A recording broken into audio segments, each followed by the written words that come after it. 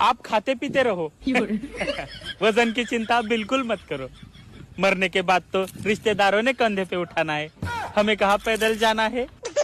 Hello, আসসালামু আলাইকুম। আমি চলে আসছি আপনাদেরকে আজকে দই বানানোর রেসিপি দেওয়ার জন্য। তো যাই হোক, এই দইটা আমি ঈদে বানিয়েছিলাম।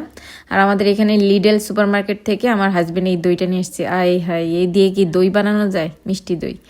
টক দইটা এমন পাতলা ছিল, আমি বলছি গাঢ় দই নিয়ে আসতে, সে নিয়ে আসছে পাতলা দই। যাই হোক, পরে বুদ্ধি খাটিয়ে চিন্তা করলাম যে আমরা ছানা যেভাবে ছাকি না, ওইভাবে একটু ছেঁকে নিলেই তো গাঢ় হয়ে যাবে। দেখ, রাগারাগি সময় নাই, যেহেতু ঈদ ছিল, তাড়াতাড়ি সব কিছু বানাইতে হবে এক সন্ধ্যার মধ্যেই।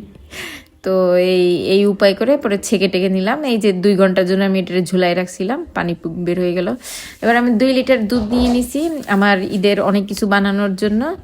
তো আমার 1 লিটার দুধ লাগবে হলো দই বানানোর জন্য। তো তার মধ্যে আমি কি করলাম, গুঁড়া দুধ দিয়ে নেড়ে চেড়ে গাঢ় বানিয়ে ফেললাম। আমার এত সময় ছিল না যে জাল উঠায় আস্তে আস্তে গাঢ় দুধ বানাবো।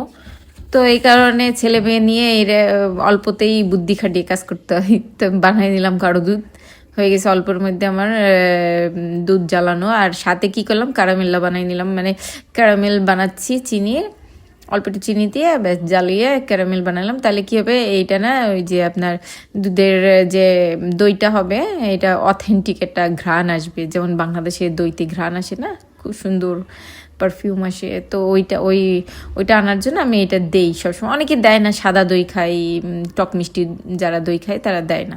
যা গাঢ় হওয়ার ছেঁকে টেকে নেওয়ার পরে এইভাবে গাঢ় হলো। তো আমি যেই মালসাটাতে বানাবো, যেহেতু মাটির যে মালসাই বলতেছি, সেটাতে আমি একটু দই এইভাবে লাগাই নেবো, তাহলে ভালো করে জমে ভালো। হ্যাঁ, তো যেই পাত্রে বানাবেন, আমি 1 লিটারে নিয়েছি।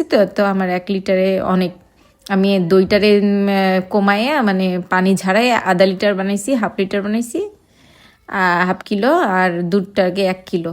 তো এইভাবে আপনার মেজারমেন্ট, আমি দুধ কমাই নিছি। আরও অন্য অন্য কাজে বানাবো, রসমালাই বানাবো, তো একই রকমই দুধ জাল দিয়ে বারবার দরকার নেই। তো যারা মানে অনেক কিছু বানাবেন, একবার এইভাবে নিয়ে আপনার কাজ সহজ হয়ে।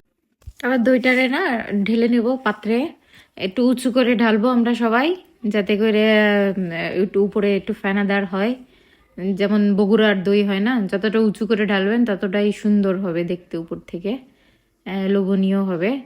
তো আমি দুইটা পাত্রে ঢেলে নিলাম। আমার 1 কিলোতে বেশ ভালোই 2টা মালসা ভরে গেছে।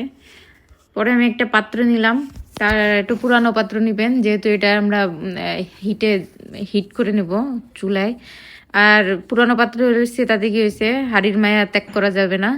মহিলা মানুষের কাছে হাঁড়ি কড়াই এগুলো খুবই মূল্যবান, দুনিয়া সব ত্যাগ করা যাবে মায়া এই হাঁড়ি পাতি